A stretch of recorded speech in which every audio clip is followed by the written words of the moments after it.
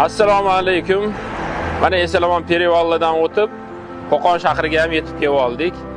Men sizlarga bugun Qo'qon shahrini ozgina tanishtirishga harakat qilaman, chunki men Farg'ona vodiysini yaxshi bilaman deb o'ylayman o'zimni. Endi yaxshi bilamanmi, yomon bilamanmi, yo'g'ini keyin sizlar baho berasizlar. Qani bismillah ketdik. Sekin bir chekkadan boshlaymiz.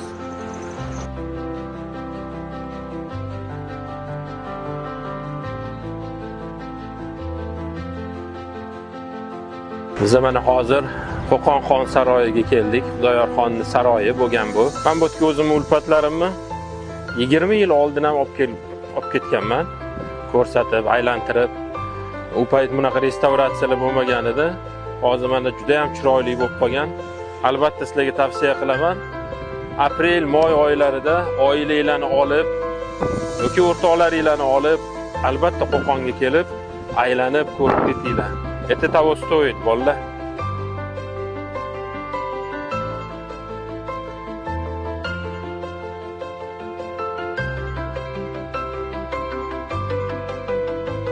Xudoyorxon o'rdasi 1865-1870 aralığida qurilgan.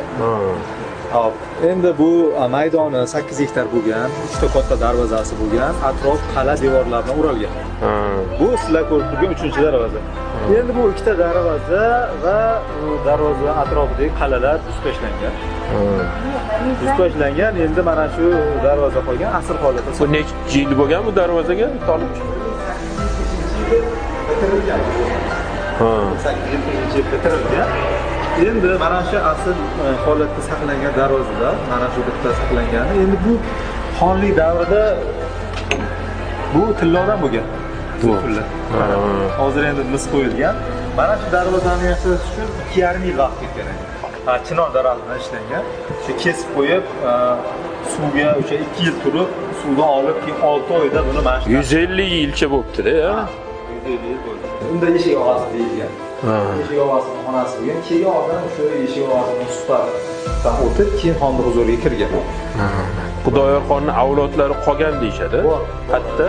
Toshkentda, Amerikada avlodlari bor. Bor, ha? Bor. Bu yerda avlodlarni surishtirib, kitob yozgan Shohruxbey degan odam bor. Hozir yoshlari katta, Shohruxbey hoji Toshkentda yashashadi.